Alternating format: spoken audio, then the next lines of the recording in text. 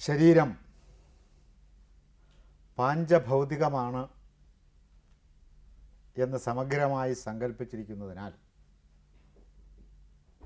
അതായത് 1 അംശബന്ധം 2, 2 അംശബന്ധം 3, 3 അംശബന്ധം 4, 4 അംശബന്ധം 5 എന്നിങ്ങനെ ആകാശം മുതൽ പൃഥിവീ തത്വം വരെയുള്ള പാഞ്ചഭൗതിക തത്വങ്ങളുടെ സവിശേഷമായ സമവായത്താൽ നിർമ്മിതമാണ് ശരീരം എന്ന ഒരു താത്വിക സങ്കല്പം ഉള്ളതിനാൽ ഈ പാഞ്ചഭൗതിക വസ്തുക്കൾ അവയുടെ അംശപാദത്തിൻ്റെ അനുപാതത്തിൻ്റെ ക്രമം തെറ്റിച്ച് ചിലരിൽ സംയോജിക്കും. അത്തരം സമവായങ്ങളുണ്ടാകും. അവരാണ് ആരോഗ്യമില്ലാത്തവരായി കാണുന്നത്. അപ്പോൾ അതിന് ഈ പഞ്ചഭൂതങ്ങളിലെ ഏത് തത്വത്തിൻ്റെ അനുപാതമാണോ തെറ്റിയിരിക്കുന്നത്, ആ തത്വം അടങ്ങിയിരിക്കുന്ന വസ്തു എന്നാൽ സസ്യമോ മൃഗമോ അതിനെ പരിഹരിക്കാൻ സഹായിക്കും. ഇപ്പോൾ അഗ്നിതത്വം അടങ്ങിയിട്ടുള്ള ചെടികളുണ്ട്. അപ്പോൾ ആ ചെടികൾ ചേർന്ന കഷായം അല്ലെങ്കിൽ മരുന്ന് കൊടുത്ത് അതിനെ കുറേ പരിഹരിക്കാൻ സാധിക്കും. അതാണ് ആയുർവേദത്തിൻ്റെ അടിസ്ഥാന തത്വങ്ങളിലൊന്ന്. അതിനെ ആസ്പദമാക്കിയാണ് ഈ പാഞ്ചഭൗതിക വസ്തുക്കളുടെ വിശേഷ അനുപാതക്രമത്തിലുള്ള സമവായത്തിൻ്റെ പിന്നിൽ പ്രവർത്തിക്കുന്ന തത്വങ്ങളെ അടിസ്ഥാനപ്പെടുത്തിയാണ് ആയുർവേദത്തിൻ്റെ കണ്ടുപിടുത്തം. അപ്പം അത്തരം ആയുർവേദ വിധികൾ കൊണ്ട് വിദ്യാർത്ഥികളുടെ അല്ലെങ്കിൽ പൊതുവെ മനുഷ്യരുടെ നിർമ്മാണ സമവായത്തിൽ ഉണ്ടായിരിക്കുന്ന ന്യൂനതകൾ ഒരു പരിധിവരെ പരിഹരിക്കാൻ സാധിക്കുമെങ്കിലും ഇതൊന്നും അതിന് പൂർണ്ണമായ പരിഹാരമല്ല. ഇപ്പോൾ ആയുർവേദ ചികിത്സ നടത്തിയിട്ടും അല്ലെങ്കിൽ ഏതെങ്കിലും ചികിത്സ നടത്തിയിട്ട് രോഗത്തിന് കുറവ് കാണുന്നില്ലെങ്കിൽ ആ രോഗത്തിൻ്റെ കാരണങ്ങളുടെ അന്വേഷണത്തിലേക്ക് മറ്റൊരു ശാസ്ത്രത്തെ കടത്തിവിടുന്ന ഒരു സമ്പ്രദായം പണ്ട് ഭാരതത്തിലുണ്ടായിരുന്നു. അപ്പോൾ ആയുർവേദം ഉപദേശിച്ചിരിക്കുന്ന മരുന്ന് കൊടുത്തിട്ട് ആ മരുന്ന് കഴിക്കുന്ന രോഗിക്ക് ഒരു തരത്തിലുള്ള വ്യത്യാസം കാണുന്നില്ലെങ്കിൽ ജന്മപരമായി ഇതിൻ്റെ കാരണം എന്താണെന്നറിയാൻ ശാസ്ത്രമാണെന്ന് ഇപ്പോഴും സമ്മതിച്ചിട്ടില്ലാത്ത ജ്യോതിഷത്തെ ഇതിലേക്ക് അനുവർത്തിപ്പിക്കുന്ന ഒരു പതിവുണ്ടായിരുന്നു. അപ്പോൾ ഗ്രഹനില നോക്കും. ആ വ്യക്തിയുടെ ജാതകമുണ്ടെങ്കിൽ അയാളുടെ ഗ്രഹനില നോക്കിയിട്ട് ഏത് ഗ്രഹത്തിൻ്റെ പിഴവ് കൊണ്ടാണ് അയാൾക്ക് ഈ രോഗമുണ്ടായിരിക്കുന്നത് എന്ന് അന്വേഷിക്കും. അപ്പോൾ സൗരയൂഥവും പാഞ്ചഭൗതിക വസ്തുക്കളാൽ നിർമ്മിതമാണ്. അപ്പോൾ സൗരയൂഥത്തെയും കൂടി ഈ രോഗനിർണയത്തിന് വിധേയമാക്കും. അങ്ങനൊരു സമ്പ്രദായമുണ്ട്. അതിൻ്റെ ഗ്രന്ഥത്തിൽ ഈ രണ്ട് ശാസ്ത്രത്തെയും കൂടി സമന്വയിപ്പിച്ച് മനുഷ്യൻ്റെ ആരോഗ്യ സംരക്ഷണത്തിന് ഉപയോഗിക്കണം എന്ന് പറയുന്ന ആ രണ്ട് ശാസ്ത്രങ്ങളെയും കൂടി ചേർത്ത് രചിച്ചിരിക്കുന്ന ഒരു ഗ്രന്ഥമാണ് വീരസിംഹാവലോകനം എന്നാണ് ഗ്രന്ഥത്തിൻ്റെ പേര്. അതിൻ്റെ തുടക്കത്തിൽ തന്നെ പറയുന്നത് ന വൈദ്യ പ്രഭുരായുഷ, വൈദ്യൻ ആയുസിൻ്റെ പ്രഭുവല്ല. അപ്പോൾ വൈദ്യശാസ്ത്രം കൊണ്ട് താൽക്കാലിക പരിഹാരമല്ലാതെ ഒരാൾക്ക് ജീവൻ കൊടുക്കാൻ വൈദ്യശാസ്ത്രത്തിന് സാധ്യമല്ല എന്ന് പറഞ്ഞുകൊണ്ടാണ് ആ ഗ്രന്ഥത്തിൻ്റെ ആരംഭം. ഇപ്പോഴും അങ്ങനെ തന്നെയാണ്. വലിയ രോഗങ്ങൾക്ക് ചികിത്സയൊന്നുമില്ല. രോഗങ്ങൾ പരിധിയിൽ കവിഞ്ഞ് വ്യക്തിയെ കീഴടക്കിയാൽ ആ വ്യക്തി മരിക്കുക തന്നെ ചെയ്യും.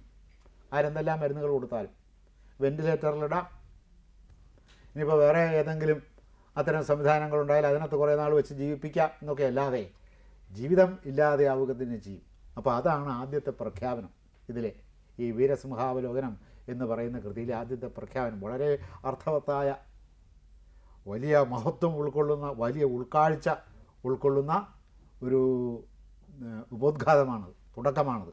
ന വൈദ്യ പ്രഭുരായുഷ, വൈദ്യൻ വിചാരിച്ചാൽ ഒരു വ്യക്തിക്ക് ജീവിതം കൊടുക്കാൻ, ആയുസ് കൊടുക്കാൻ സാധ്യമല്ല എന്ന് പറഞ്ഞിട്ടാണ് നമ്മെ അത്ഭുതപ്പെടുത്തുന്ന തരത്തിലുള്ള ചർച്ചകൾ അതിൻ്റെ താഴത്തേക്ക് വരുന്നത്. അപ്പോൾ ഇത് അംഗീകരിക്കുന്നു എന്നത് വലിയൊരു കാര്യമാണ്. ജീവിതമെന്നത് ഈ പാഞ്ചഭൗതിക വസ്തുക്കൾ കൊണ്ട് നിർമ്മിച്ച ഔഷധങ്ങൾ നിലനിർത്തുകയില്ല. യേഷാം ഭൂതാനാം പൃഥിവീരസഃ പൃഥിവ്യാം ആപോരസഃ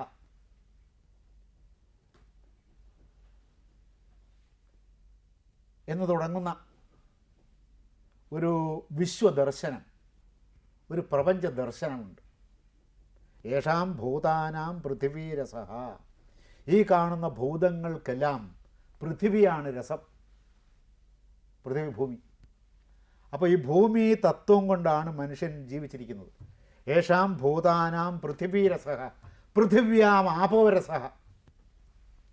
പൃഥിവിയുടെ രസം, അതായത് ഭൂമിയുടെ ആത്മാവ്, രസം എന്ന് വെച്ചാൽ ആത്മാവ്, ഭൂമിയുടെ ആത്മാവ് അല്ലെങ്കിൽ ഭൂമിയുടെ ആത്മാവ് ജലമാകുന്നു.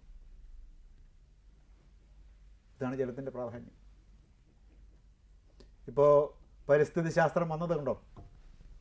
പരിസ്ഥിതി ശാസ്ത്രത്തിന്, അതായത് ഇക്കോളജിക്ക് വേദത്തിലെ പേര് ഓഗസ് തന്ത്ര എന്നാണ്.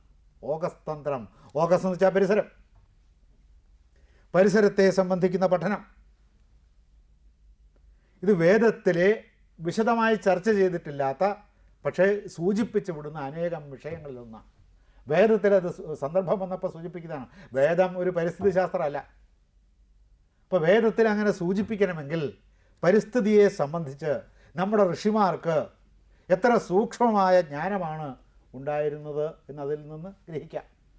ഈ ഞാൻ ഇപ്പോൾ പറഞ്ഞ മന്ത്രത്തിൽ ഛാന്തോക്യോപനിഷത്തിലുള്ളതാണ്. യേഷാം ഭൂതാനാം പൃഥിവീരസഃ. ഈ ഭൂതങ്ങൾക്കെല്ലാം, ഈ ജീവജാലങ്ങൾക്കെല്ലാം ആത്മാവായിട്ട് വർത്തിക്കുന്നത് ഭൂമിയാണ്. പൃഥിവ്യാം, ഈ ഭൂമിക്ക് ആപോരസഃ. ഭൂമിയുടെ ആത്മാവ് ജീവൻ, അല്ലെങ്കിൽ ഭൂമിയുടെ ജീവിതം തന്നെ ജലമാണ് എന്ന് പറഞ്ഞത് എത്ര അർത്ഥവത്തായ ഒരു പറച്ചിലാണ്. ഭൂമിയുടെ നിലനിൽപ്പിൻ്റെ അടിസ്ഥാനപരമായ തത്വം കാലം നിർണയിക്കാൻ വയ്യാത്ത ഒരു ഗതകാലത്തിൽ നമ്മുടെ മഹർഷിമാർ ചിന്തിച്ച് നമുക്ക് അത് പാലിക്കാൻ വേണ്ടി വിട്ടു തന്നിരിക്കുന്നു. നാം അത് അറിയുന്നുമില്ല, നാം അത് പാലിക്കുന്നുമില്ല എന്നത് വേറെ കാര്യമാണ്. എന്നിട്ട് ഇതെന്തോ ഒരു പുതിയ ശാസ്ത്രമാണെന്നുള്ള നിലയിൽ നാം കൈകാര്യം ചെയ്തുകൊണ്ടിരിക്കുക. ജലസമ്പത്ത് സംരക്ഷിക്കണം, ജലസമ്പത്ത് സംരക്ഷിക്കണം എന്നുള്ളതാണ് ഇപ്പോഴത്തെ പ്രധാനമായ ആളുകളുടെ ഒരു ആഹ്വാനം. സംരക്ഷിക്കുന്നില്ലെങ്കിലും പൃഥിവ്യാം ആപോരസഃ അപാം ഓഷധയോരസഃ. ഈ ആപസ്സുകൾക്ക്, അതായത് ജലത്തിന് ഓഷധയോരസഃ, ഓഷധികളാണ് അതിൻ്റെ ആത്മാവ്, ചെടികൾ. അപ്പോൾ ചെടികൾ നിലനിന്നാലേ എന്ത് നിലനിൽക്കൂ? ഭൂമിയിൽ ജലം നിലനിൽക്കും. മഴ പെയ്യുന്ന ജലം നിലനിൽക്കണമെങ്കിൽ ഈ ചെടികൾ നിലനിൽക്കണം. ഓഷധീനാം പുരുഷോരസഃ പുരുഷസ്യ വാഗ്രസഃ വചാം ഋഗ്രസഃ ഋജസാമ്നോരസഃ സാമ്നഃ ഉദ്ഗീതോരസഃ.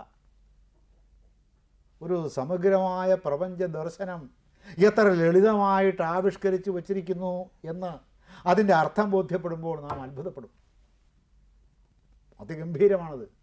എത്ര വലിയ വ്യാഖ്യാനങ്ങൾ കൊടുത്താലും തീരുകില്ലാത്ത വിധത്തിൽ ആ മന്ത്രത്തിൽ നിന്ന് അർത്ഥങ്ങൾക്ക് പുറമേ അർത്ഥങ്ങൾ, ഭാവങ്ങൾക്ക് പുറമേ ഭാവങ്ങൾ, തത്വങ്ങൾക്ക് പുറമേ തത്വങ്ങൾ അനുരണനം ചെയ്ത് പ്രതിധ്വനിച്ച് നമ്മുടെ കാലഘട്ടത്തിലേക്ക് വന്നുകൊണ്ടിരിക്കുന്നു. ആ അർത്ഥത്തിൽ നാം അതിനെ സമീപിക്കണം. നാം ആ മന്ത്രത്തിൽ ധ്യാനം ചെയ്യണം. ഒരു മഹത്തായ കോസ്മോളജി, ഒരു സമഗ്രമായ cosmology, A perfect cosmology can be extracted from that മന്ത്രം. നമുക്ക് ഊറ്റിയെടുക്കാം, അതിനകത്ത് പിഴിഞ്ഞെടുക്കാം, നമുക്ക് കറന്നെടുക്കാം ആ മന്ത്രത്തിൽ നിന്ന്. നമ്മുടെ പ്രാചീനമായ ഒരു പ്രപഞ്ച ദർശനമാണല്ലോ കോസ്മോളജി. ഒരു പ്രാചീനമായ കോസ്മോളജി ആധുനിക ജീവിത പരിതസ്ഥിതിക്ക് ഏറ്റവും കൂടുതൽ ഉപയുക്തമായ ഒരു കോസ്മോളജി, ഒരു പ്രപഞ്ച ദർശനം, ഒരു പ്രപഞ്ച ശാസ്ത്രം നമുക്ക് ഈ മന്ത്രത്തിൽ നിന്ന് കറന്നെടുക്കാം. ഏറ്റവും അവസാനം എവിടെ കൊണ്ടുവന്നാണ് എത്തിക്കുന്നത്? സാമ്ന ഉദ്ഗീതോ രസഃ. ഇതിൻ്റെ എല്ലാം രസമായിട്ട് ഓങ്കാരം നിൽക്കുന്നു എന്നാണ്. എവിടെ നിന്ന് തുടങ്ങി യേഷാം ഭൂതാനാം പൃഥിവീരസഹ എന്ന് തുടങ്ങിയിട്ട് ഈ സർവ്വജീവജാലങ്ങൾക്കും പൃഥിവി ഭൂമി ആത്മാവാകുന്നു എന്ന് തുടങ്ങിയിട്ട് അതെവിടെ വന്ന് അവസാനിക്കുന്നു? ആ പ്രപഞ്ച സങ്കല്പത്തിൻ്റെ അന്ത്യബിന്ദു ഓങ്കാരത്തിൽ കൊണ്ടുപോയി എത്തിച്ചിരിക്കുന്നു. വ്യാഖ്യാനിച്ചാൽ തിരിയില്ലാത്ത വിധത്തിൽ അർത്ഥബാഹുല്യമുള്ള അർത്ഥതല സുഘടിതമായ ഒരു പ്രപഞ്ച ദർശനമാണത്. ഓരോരുത്തർക്കും അവനവൻ ആവശ്യമുള്ളത് കറന്നെടുക്കാം, അവനവൻ്റെ ബുദ്ധിക്ക് ആവശ്യമുള്ളത് കറന്നെടുക്കാം, അവനവൻ കൊണ്ടു ചെല്ലുന്ന ബുദ്ധിയുടെ പാത്രത്തിൽ കൊള്ളുന്നത്ര കറന്നെടുക്കത്തക്ക വിധത്തിൽ ആശയ സമ്പുഷ്ടമാണ്, ആശയ ഘനീഭൂതമാണ്, തത്വബഹുലമാണ് ആ മന്ത്രം. സാധാരണ അത് വ്യാഖ്യാനിച്ച് പോകുമ്പോൾ വെറുതെ അതിൻ്റെ വാക്കുകളുടെ അർത്ഥം പറഞ്ഞു പോവുകയാണ് ചെയ്യുന്നത്. അത് വ്യാഖ്യാനിക്കാൻ ശ്രമിക്കണം. അതാര് വ്യാഖ്യാനിക്കണം? ഇന്നത്തെ ശാസ്ത്രജ്ഞന്മാർ വ്യാഖ്യാനിക്കണം. സന്യാസിമാർ വ്യാഖ്യാനിച്ചാൽ പോരാ. ശാസ്ത്രജ്ഞന്മാരെ പറഞ്ഞു കൊടുത്ത് പഠിപ്പിച്ചിട്ട് അത് വ്യാഖ്യാനിക്കണം. ശാസ്ത്രജ്ഞന്മാരെ സംസ്കൃതം പഠിപ്പിച്ചിട്ട് അത് വ്യാഖ്യാനിക്കണം. അതില്ലെങ്കിൽ വെറുതെ സാമ്പ്രദായികമായ ഒരർത്ഥം പറച്ചിലായി പോകും. അങ്ങനെ ഒരു സാമ്പ്രദായികമായ അർത്ഥം പറച്ചിലല്ലാതെ അത് ഏറ്റവും ഗഹനമായ, ഏറ്റവും അർത്ഥപുഷ്ടമായ, ആശയ സുഘടിതമായ, എത്ര കറന്നാലും കറവ വറ്റാത്ത ഒരു ആശയത്തിൻ്റെ നിത്യസ്രോതസ്വിനിയാണ് ആ മന്ത്രം. അപ്പോൾ വലിയ ശാസ്ത്രജ്ഞന്മാർ, നമ്മുടെ നാസയിലും നമ്മുടെ ISROയിലും ഒക്കെ പ്രവർത്തിക്കുന്ന വലിയ ശാസ്ത്രജ്ഞന്മാർ, ഊർജ്ജതന്ത്രം പഠിച്ചിട്ടുള്ള, മാത്തമാറ്റിക്സ് പഠിച്ചിട്ടുള്ള ഗണിതശാസ്ത്രന്മാരും ഊർജ്ജതന്ത്രജ്ഞന്മാരും ബഹിരാകാശ ശാസ്ത്രജ്ഞന്മാരും ഇരുന്ന് അതിൽ നിന്ന് പിഴിഞ്ഞെടുക്കണം. അത് അങ്ങനെ പിഴിഞ്ഞെടുക്കുക എന്നുള്ളതിനേക്കാൾ നല്ല വാക്ക് എന്താണ്? കറന്നെടുക്കുക എന്നുള്ളതാണ്. അങ്ങനെ കറന്നാൽ തീരാത്ത കറവയുള്ള ഒരു പയസ്വിനിയായി, നിത്യപയസ്വിനിയായി, ശാശ്വത പയസ്വിനിയായി, ശാശ്വത ആശയദായിനിയായി നിലനിൽക്കുന്നു ഈ മഹാമന്ത്രം.